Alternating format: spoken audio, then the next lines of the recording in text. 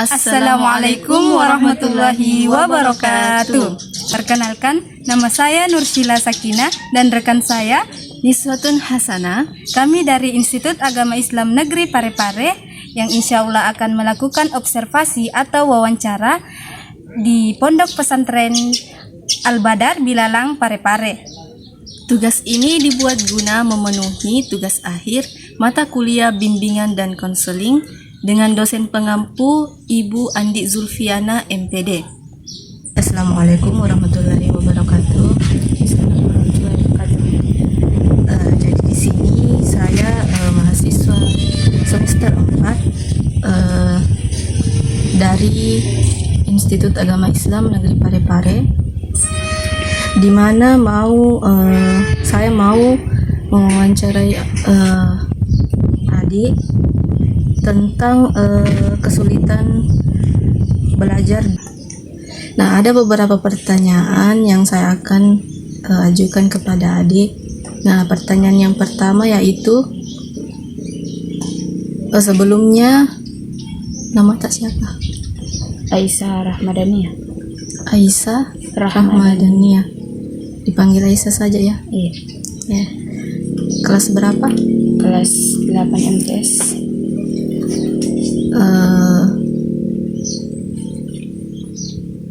Jadi pertanyaan yang pertama itu, apakah ada kesulitan yang pernah adik alami pada saat belajar, utamanya dalam pembelajaran bahasa Indonesia? Bahasa Indonesia. Ya. Kesulitannya kadang seperti membuat puisi, kadang karena tidak terlalu puitis, tidak mengerti bahasa-bahasa baku, jadi kayak susah bikinnya begitu. Kalau kayak dikasih tugas begitu, jadi semampuku saja, terus kumpul-kumpul saja begitu.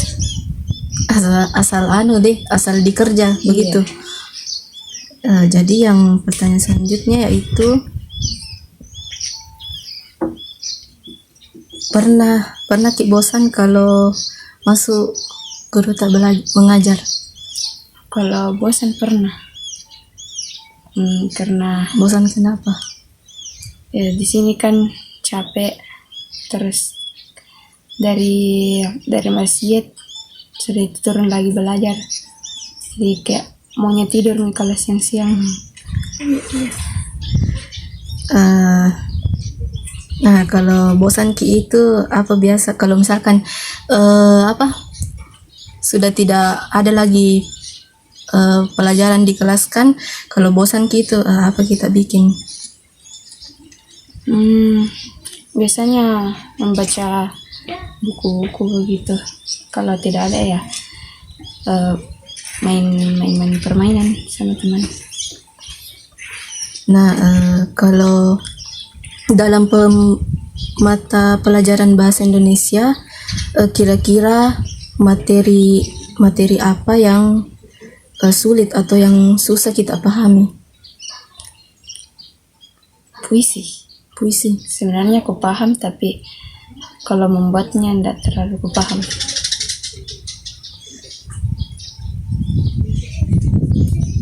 Jadi misalnya menurut Tak, bagaimana kira-kira supaya mudah kita belajar dalam mata pelajaran bahasa Indonesia, terutamanya tadi buat puisi. Bagaimana seharusnya guru itu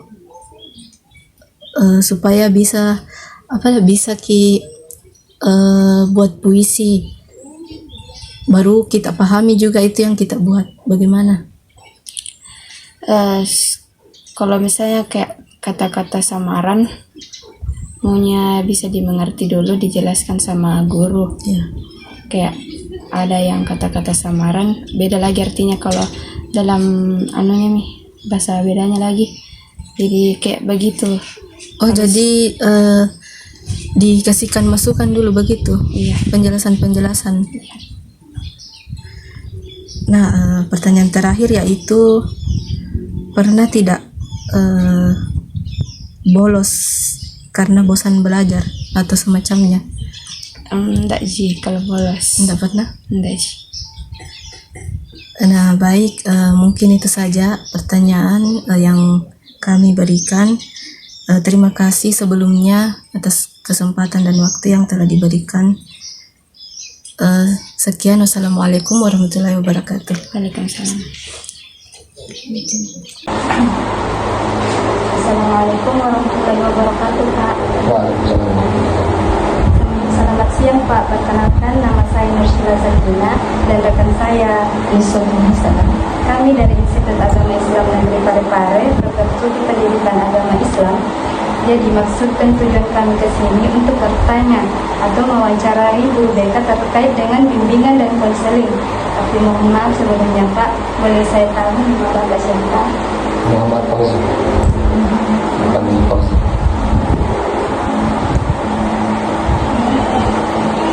Jadi Pak Fauzi, saya memiliki beberapa pertanyaan. Yang pertama itu, kira-kira mengapa Bapak memilih guru BK sebagai profesi Bapak? Mengapa saya memilih guru BK sebagai profesi? Kalau mengapanya, ini karena dulu sejak masih sekolah, saya kan alumni di sini juga sekolahnya. Cuma dari dulu saya suka baca buku-buku tentang psikologi awalnya. Dan saya juga tidak menduga bahwasanya BK itu bisa dikatakan mirip dengan psikologi.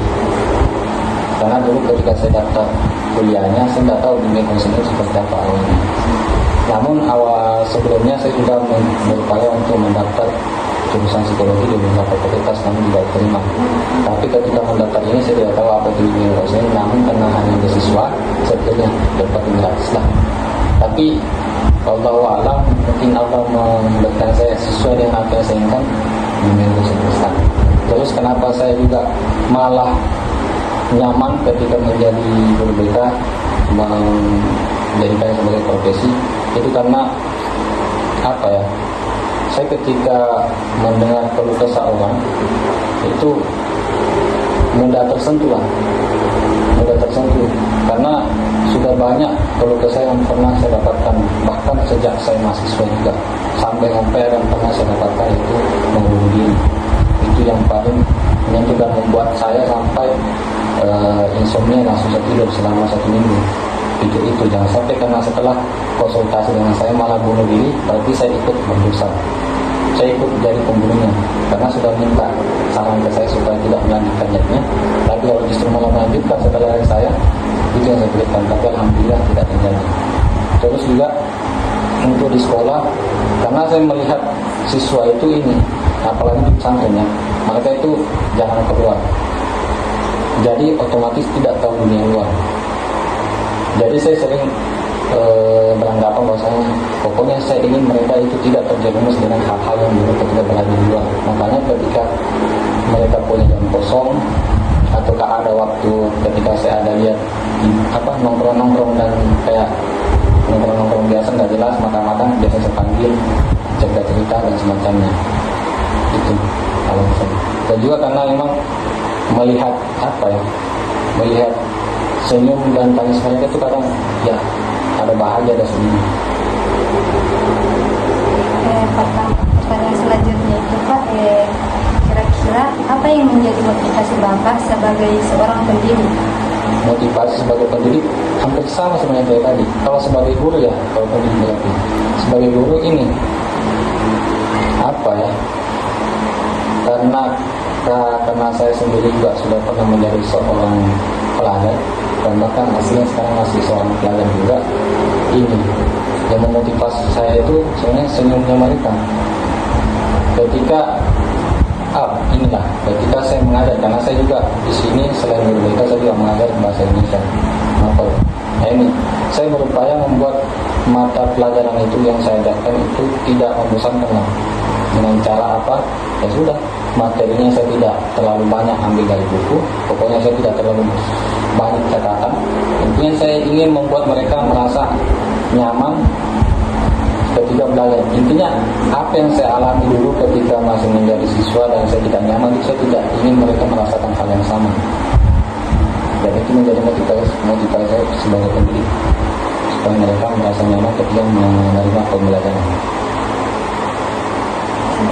pertanyaan selanjutnya itu Pak, jadi berkaitan dengan konseling siswa, kira-kira jika ada siswa yang melanggar aturan, bagaimana cara Bapak menghadapi siswa tersebut? Kalau siswa melanggar aturan yang biasa kami, sebenarnya kalau siswa melanggar aturan itu lebih ke kesiswaan biasanya yang hadapi dahulu. Kalau ada pelanggaran, kalau memang bisa selesai di sana, tidak perlu ke saya. Tapi kadang ini saya lebih banyak mengatasi, sebenarnya bukan siswa yang bermasalah yang sering saya kasih. Lebih banyaknya memang siswa-siswa yang kayak ada keluh kesah curhatannya, misalnya kayak dia melihat temannya tiba-tiba perilakunya berubah ke dia, apa alasannya. Terus ada juga yang kadang merasa diabaikan oleh temannya, yang seperti itu yang biasa sering saya tangani. Kalau masalah permasalahan dan dari tadi sebenarnya agak jarang saya tangani, lebih ke kesiswaan. Cuma kadang saya ikut membantu.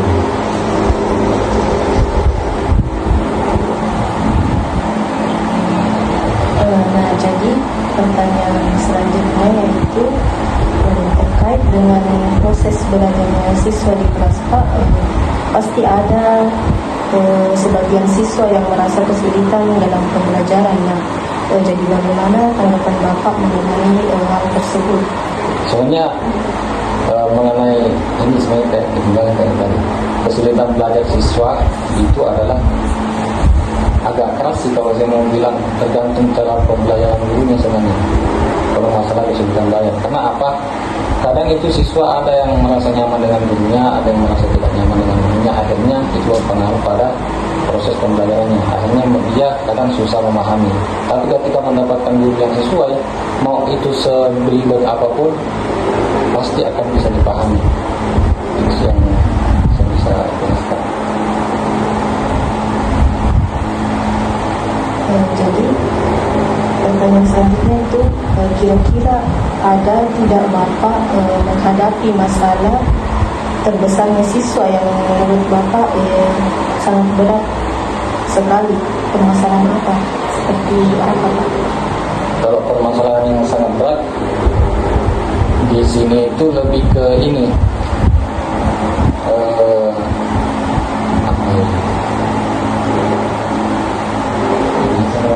kadang merusak fasilitas, perusakan fasilitas sekolah. Ini yang bisa kita anggap berat sekali. Dan itu lebih ke kesiswaan dan pihak sekolah yang tangani. Karena ini sudah bersangkutan dengan biaya dan semacamnya, karena kan fasilitas. Jadi tidak langsung dibawa ke Tidak. BK dulu Pak? Tidak. Ke kesiswaan saja yang urus? Tidak. Sebenarnya alurnya seperti itu. Kalau yang bisa selesai di sana ya sudah. Kita cuma bagian pencegahannya saja atau pengobatannya. Pertanyaan selanjutnya itu misalnya jika ada siswa yang berkelahi, biasanya dibawa ke ruangan BK atau bagaimana cara anunya Pak? Kalau mengatasi siswa yang berkelahi, biar tidak terulang lagi kesalahannya begitu. ya, kalau mengatasi siswa berkelahi itu ini yang biasa kami lakukan itu justru malah memberikan mereka sanksi yang mengharuskan mereka untuk kerjasama. Misalnya kayak membersihkan lingkungan, membersihkan WC. Intinya kalau kita memberikan sanksi yang individual, misalnya kayak disuruh menulis, kan biasanya di sini disuruh menulis Al-Quran, itu kan individual masing-masingnya, tidak ada rasa orang ini ke orang ini. Tapi kalau kita suruh mereka kerja sama membersihkan, maka otomatis akan terjalin kembali namanya. Ada percekcokan Ya. lagi kembali.